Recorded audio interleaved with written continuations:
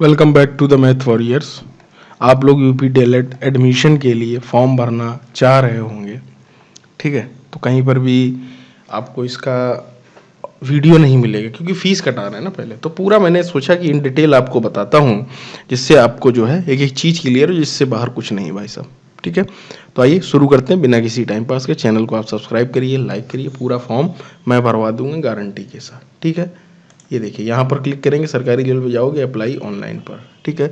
Journal guidelines मैं आप लोगों के लिए बता चुका हूँ। रजिस्ट्रेशन फ़ी मैंने बता दी है, 500 रुपये है। ये देखिए मैं दिखा भी सकता हूँ आप लोगों को, 500 रुपये जर्नल और ओबीसी के लिए। इसमें ही AWS आ जाएंगे, और SC ST के लिए 300 रुपये, और विकलांग श्रेणी के लिए 100 रुपये, ठीक है भाई साहब। समझ गए, कोई दिक्कत नहीं होनी चाहिए। अगला देखता हूँ, guidelines for scanning the photograph. ये जरूरी, फोटोग्राफ और सिग्नेचर कैसा होना चाहिए, है ना, कि फोटो और सिग्नेचर आपका कैसा होना चाहिए। तो यहाँ पर देखिएगा, photograph must be recent passport size, ठीक है। नंबर 1, लुक स्ट्रेट, मतलब सीधे आप कैमरे की तरफ देख रहे हो। सनी में खोलिएगा, मतलब दिन में, ठीक है। नो रेड आई, ये सब ड्रामाबाजी मत करिएगा, एडिटिंग वगैरह। Glasses, if you wear glasses make sure they there are no reflection. अगर आप मान लीजिए चश्मा वश्मा पहनते तो रिफ्लेक्शन नहीं होना चाहिए। मेरी बात समझ रहे हो? आपकी जो आंख है एकदम क्लियर दिखनी चाहिए, ये वो बोल रहा है, ठीक है।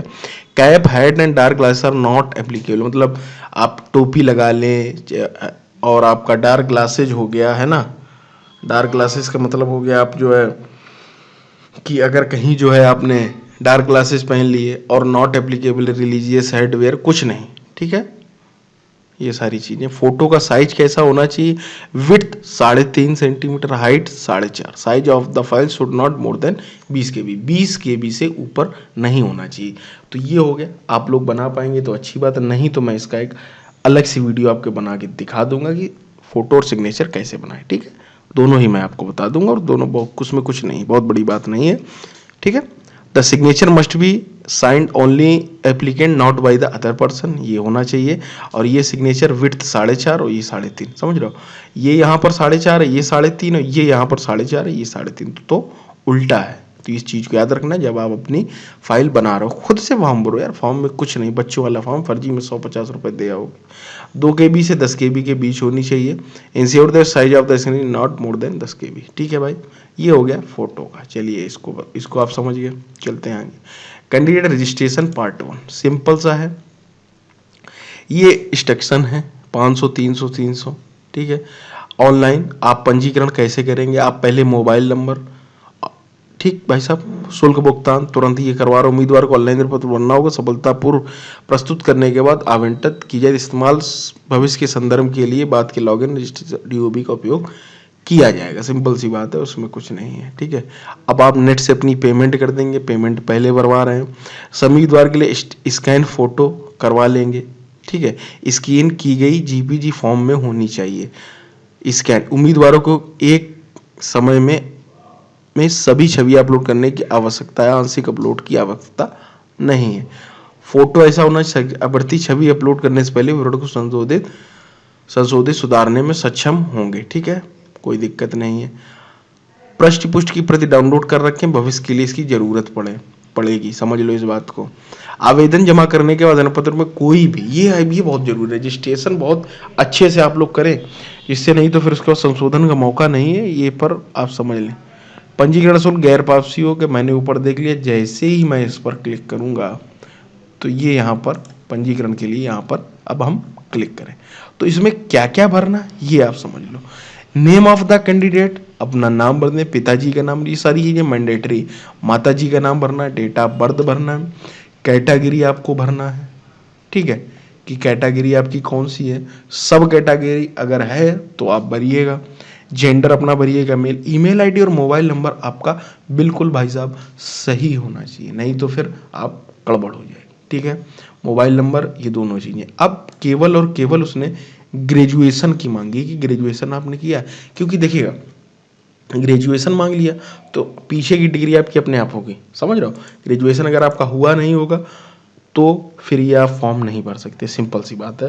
मतलब आवेदन की अंतिम तिथि तक आपका रिजल्ट आ जाना चाहिए, सिंपल सी बात है। तो इस बात को अच्छे से समझ लो। तो यहाँ पर अपना मान लीजिए CSGMU है मेरा, छत्रपति साहू जी महाराज ठीक है, यहाँ पर एंटर का कॉलेज नाम, पासिंग ईयर आपको भरनी होगी, ईयर आपकी कौन सी है, और रोल नंबर भरना होगा, मार्कशीट नंबर भरना होगा, टोटल मार्क्स भरना होगा, मार्कशीट नंबर, ठीक है।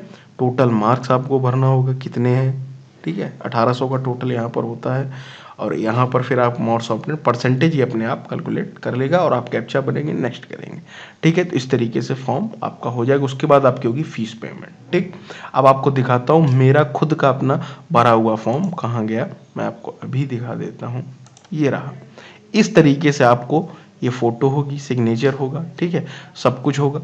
थोड़ा सा बदल गया होगा, अपडेट हो गया होगा, ठीक है। तो सिंपल सा होगा, रजिस्ट्रेशन आपको एक संख्या जनरेट हो जाएगी।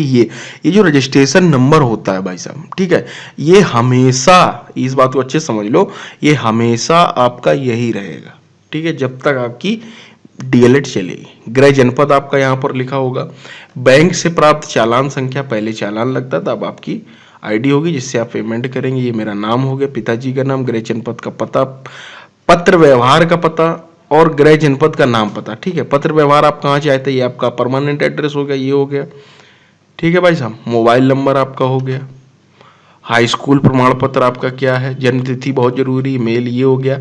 ये आपके सारा कुछ ये पर होगा, इसी पर आपका जो है काउंसलिंग में आप अप्लाई करेंगे, समझ रहे हो। हाई स्कूल आपने कहाँ से किया, ये विद्यालय का नाम, इंटरमीडिएट स्नातक उत्तीर्ण होने का वर्ष, अनुक्रमांक आपको भरना होगा, अंक प्रति क्रमांक आपकी है ना, मार्कशीट नंबर आपको भरना होगा, और आपका जो है पूर्णांक कितने का था, क्या आपके प्राप्तांक थे, आपने उसमें से कितना परसेंटेज अर्जित किया, ये सब होगा, ठीक है। फोटो पहचान पत्र आप क्या दे रहे हैं, मैंने जैसे आधार कार्ड दिया तो उसका पत्र संख्या होगी, और उसके बाद ये घोषणा पत्र होगा। अब की बार निवास प्रमाण पत्र क्या पता यहाँ मांग रहे हो, लेकिन वहाँ जरूरी है, ठीक है, सिंपल सी बात है। निवास प्रमाण पत्र आपको काउंसलिंग में अवश्य ही लगेगा, इस बात को अच्छे से समझ लो।